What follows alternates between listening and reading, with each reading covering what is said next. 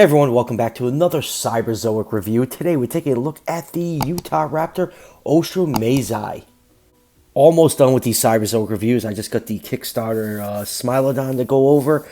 So for the Utahraptor, this figure retails for around $84, and I'll leave a link to Creative Beast Studios down below in the description if you want to pick this figure up for yourself.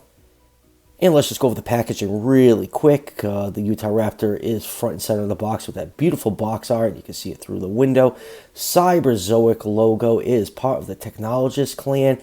It is a Jet Raptor. The unit type is Jet Raptor type mount. More of that artwork on the side of the box and spin around the back. We got some pictures of the Utahraptor and the artwork with the Jet Raptor unit. Yay, more Technologists. I really hope this is a much more fun experience than it was with the Dragonaut. We got the Night Pilot, some tech specs. So yeah, we'll see when that comes in. I think those units are available probably in the next couple of months. So enough about the packaging. Let's crack this figure open and take a closer look.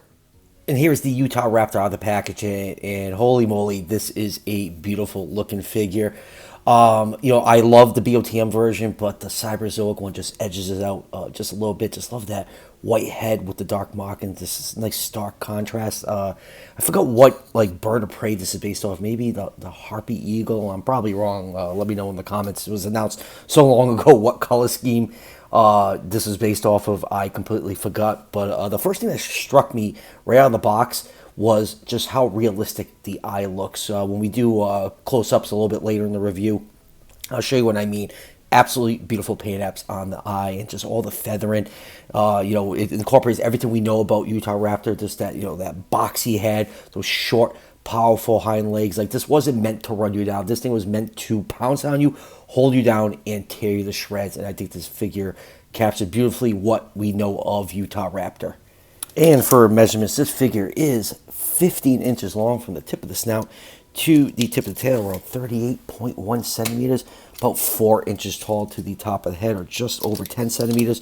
Utahraptor in real life was between 18 to 23 feet long, between 5 to 7 meters. I'll put the figure somewhere in the 114 to the 118 scale range.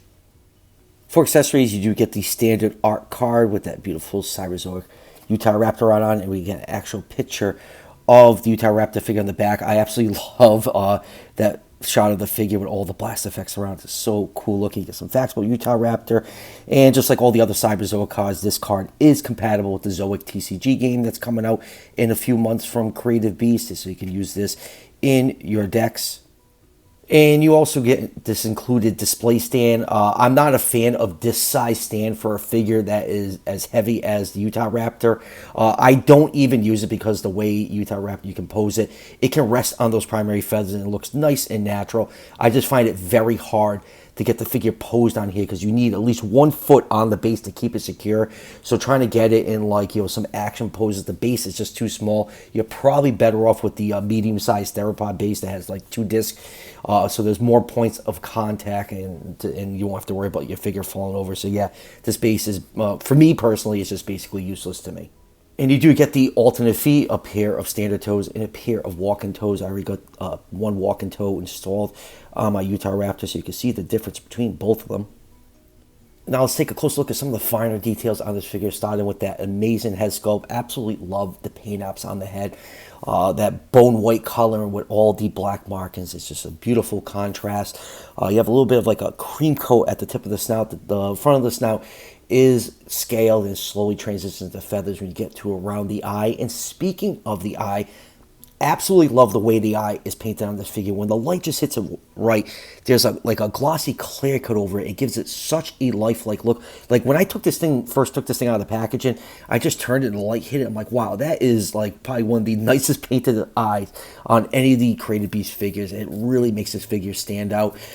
Inside the mouth, you get some nice paint apps, bright pink with a little bit of gloss on the wash for the tongues and gums. Teeth are nicely painted in white. Going down to the neck, you get some nice feather detail with more of that molted pattern. The body is pretty much primarily black, but it does slowly transition to a dark brown, very nice and natural looking. And going down to those beautiful forearms, All those primary feathers are beautifully sculpted, highly detailed. You get a little bit of like a gray stripe along the forearms. Hands are a yellowish color, scaled with black claws, decked out in glossy black paint. Even on the inside of the palm, the primary feathers look absolutely fantastic.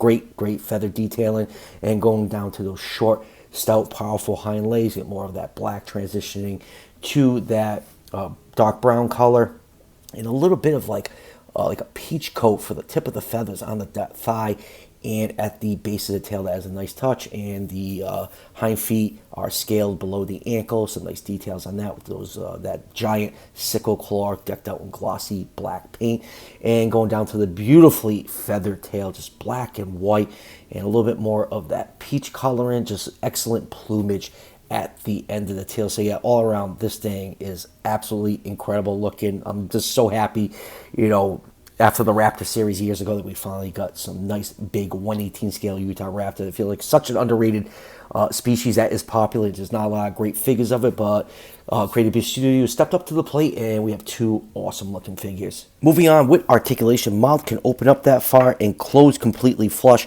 However, in the instructions, there's a little trick mentioned that you can tuck the jaw underneath that collar. I'm going to show you really quick how to pull that off. And the way I figure that out is if you rotate the head to the side and kind of create a gap in that collar right there. See how the back of the jaw just got nestled in here? And you're going to have to do it also for the other side. So I find like pushing the jaw to the opposite side and then trying to get the lip of that underneath the collar. See, there it is. You got it done in on both sides. It'd help if I actually adjusted my camera, and let's see if that makes a difference. Yeah, it can open up just a little bit further, and I can say it actually doesn't look that bad. It hides the back jaw articulation. It makes it look much more natural and flush. And for the neck, it can look up about that far and down about that far, and then using all three of those joints in tandem, you could get some decent side-to-side movement. Arms can move backwards and forwards, and they are on a ball joint. They can swing up about that far. I wish they were on a hinge joint to allow the arms to swing a little bit more, because if you go past this, you will pop the arms out of the socket. And then going down to the elbow, you get just over 90 degrees of bend. They can stick out, not fully straight. And then for wrist articulation, you get a little bit of up and down movement. They are on a peg, so you're not going to get any inward wrist movement. For the torso joint, it can go up pretty far and then go down pretty far. I just popped the tail out because I had way too much pressure on the tail while I was doing that. And you get some nice side-to-side movement on that torso joint. Pretty flexible. For the hind legs, they can move back about that far and forward about that far before it really starts to press in against the side of the torso. The knee joint is incredibly tight in my copy. It can extend out that far and only bend back that far. Like I always say, that's like my biggest gripe about the articulation on the theropods. On the Creative Beast figures, for the ankle, it can go out that far, can bend in that far, and it does rotate. The feet can extend that far and move in that far. Very tight, but the sickle claw also has articulation, so you can go some up and down movement on that. It has a really cool touch. And for the tail, you get a little bit of side to side. You get more side to side on the second joint on there, and some upwards and downwards movement, but more on that ball joint that seats the tail. And the tail has a bendy wire in it, so you can get some more poses using that bendy wire. Moving on with comparisons, first up we have the Hammond Collection Robert Muldoon. Next is the Biotain version of the Utahraptor, and I gotta say both versions are good. From what I've been seeing online in the Facebook groups and Instagram, a lot of people like the colors of the Cyberzoic. And I know I said early in the review that I didn't know what bird this was based off of. I went back and checked. They're both based off of variations of the harpy eagle, so that is pretty cool that they both share the same coloration of the same bird species. But if I had to pick between the two, I like the BOTM, but the Cyberzoic one just edges it out. I just like the eye a little bit better on the Cyberzoic. It's much more lifelike. It's a little bit bigger than the BOTM ones. So yeah, if I had to pick one, Cyberzoic. Next up are a few Utahraptors from other companies. In the back over there, I believe it was the first Utahraptor toy ever made. It's the Kenner Jurassic Park Series 2 Utahraptor, one of my favorite toys from Kenner. And then to the side of it is Mattel's news version. I think this figure came out a few months ago, and the blue one is from Safari Limited. That figure came out a couple years ago. I do have the Toyway Walk with Dinosaur Utahraptor, but I have no clue where I put it.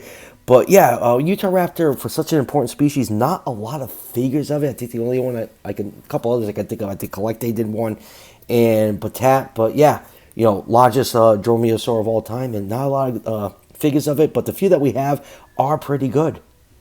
Next up are a couple of the other Created Beast Studio 1/18 scale dromaeosaurs.